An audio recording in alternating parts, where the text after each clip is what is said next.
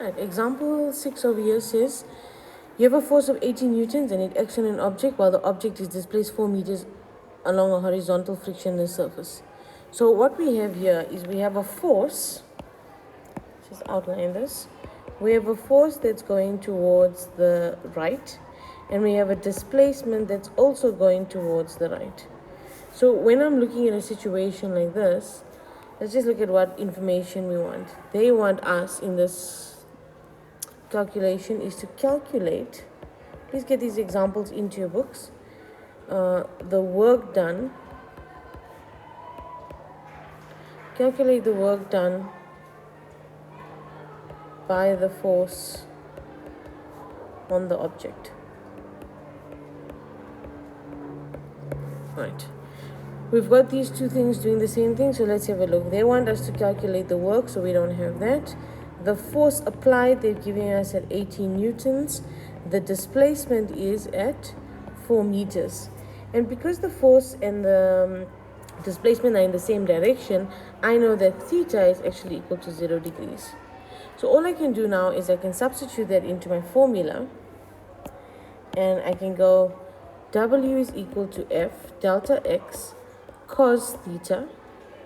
That's my acceptable formula, which is equal to 80 multiplied by 4 cos 0 degrees.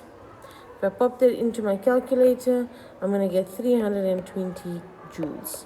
All right, so the next thing after you get your answer, this is important. If the answer is positive, very important, after you do every single answer, if the answer is positive, then you need to say positive work is done on the object. You need to get into the habit of doing this by a 80 newton or an 80 newton force. Therefore, the second thing, therefore, 320 joules of mechanical energy, or rather you can even say EK, will be added to the system. So those two statements, you have to get into a habit of writing them down. So that's if the answer was positive.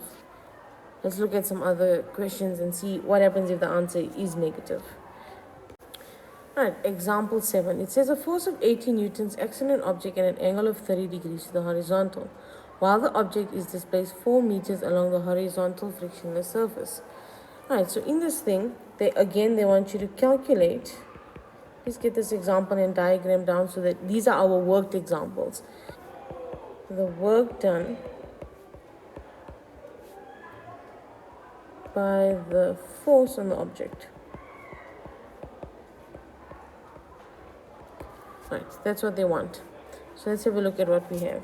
So in this situation, I've got my force here, and that force is taking place at an angle.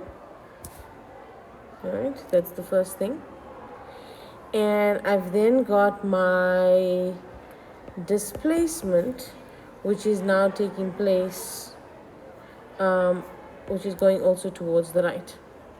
Now this angle of inclination here can be used because that is the angle at which the force is taking place. So I now know that my theta value for this one is 30 degrees. They want the work that's being done.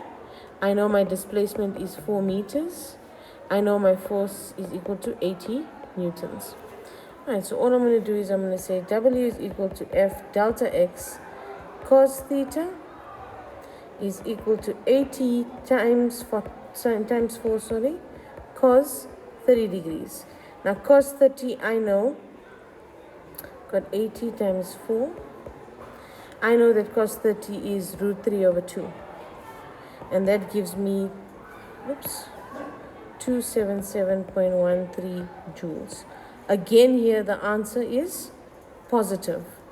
Positive answers mean therefore positive work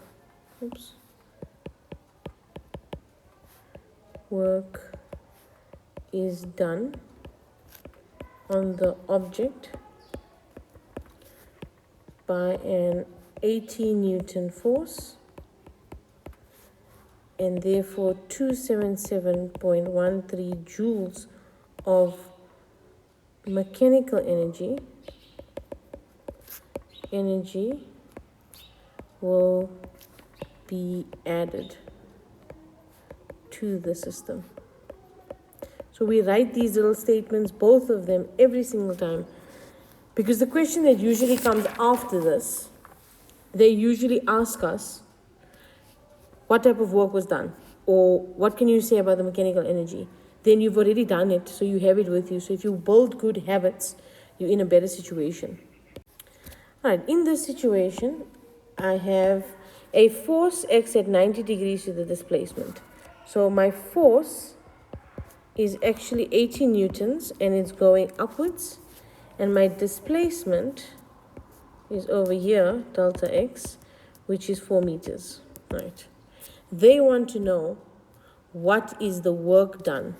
So calculate the work done on the object. All right, so I know that I need work. I know my force is 80. I know my displacement is 4. And I notice that there's a 90-degree angle. So for theta, I know that theta is equal to 90 degrees. So all I'm going to do is I'm going to write my formula. W work is equal to the force times the displacement times cos theta. And I've got 80 multiplied by 4 times cos 90. And I know that that cos 90 is going to give me 0. So I've got 80 times 4 times 0, and that leaves me with 0 joules. So essentially here, now I'm looking at my answer. And what I can say is, therefore, no work is done, right, due to the object being displaced horizontally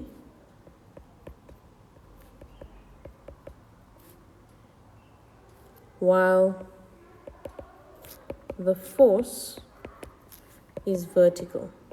So these are little cheat answers that I'm giving you so that whenever you write down an answer, you're always in a situation where you can get the full mark. So this would be your reasoning here. Also notice, this is just a sidebar bit of information. The weight, which is your FG, your mg, your W,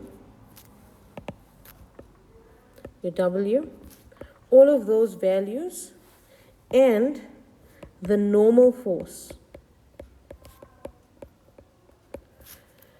they do 0 work, okay, on the object. Please make sure you make that little note, highlight it or something.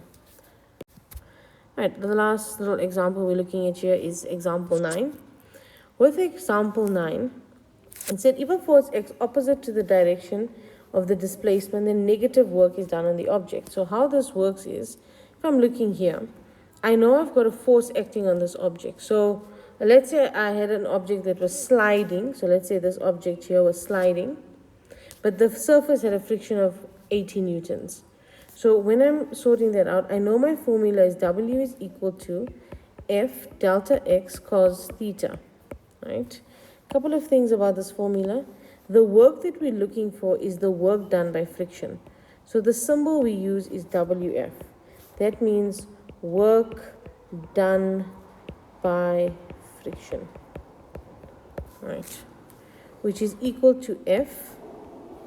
And here we're going to substitute in the frictional force, delta X cos theta. And the theta value, whenever there is friction, is 180 degrees. So what I would have then is 80 newtons, which is my force of friction, times 4 times cos 180. And that's going to give me 80 times 4 times -1. So my work done by friction is equal to negative 320 joules. Now, if I have a negative answer, then we can say, therefore, negative work is done on the object by an 80 Newton frictional force. Right. And therefore, 320 joules of mechanical energy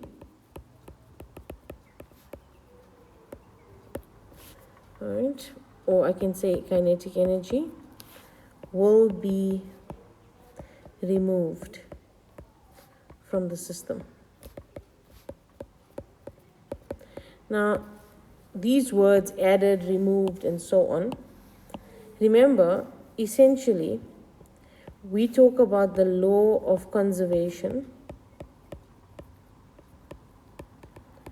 of energy. And when we talk about the law of conservation of energy, we state that the total energy of an isolated system remains constant. So, two things. When I have situations where I have positive work, or I have situations where I have negative work, both of these situations, this situation will add energy to the system, and this will remove energy. So if I have positive work being done or negative work being done, I cannot have, so this will result in no conservation of energy. I'm not going to have conservation of energy. It's just not going to be possible. Now, with removing energy, the next question can possibly ask you, what do they mean by removing energy? So if I have a negative work situation, it means that the energy is dissipated to the surroundings